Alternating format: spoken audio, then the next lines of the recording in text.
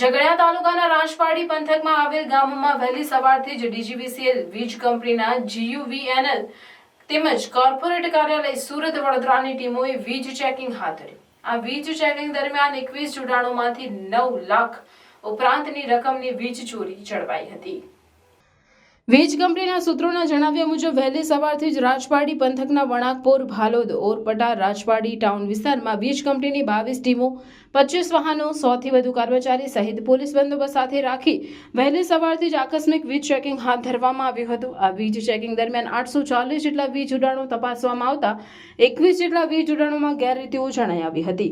વીજ કંપની દ્વારા અવનવી તરકીબો વાપરી વીજ ચોરી કરનારાઓને 9 લાખ રૂપિયાના ઉપરાંતનો દંડ ફટકારવામાં આવ્યો હતો અને વીજ ચોરી કરનારાઓના લંગરો, કેબલો, વાયરો તેમજ અન્ય મુદ્દામાલ કબજે કરી કાયદેસરની કાર્યવાહી હાથ ધરવામાં આવતા વીજ ચોરી કરનારાઓમાં ભારે દોડધામ મચી જવા પામી હતી.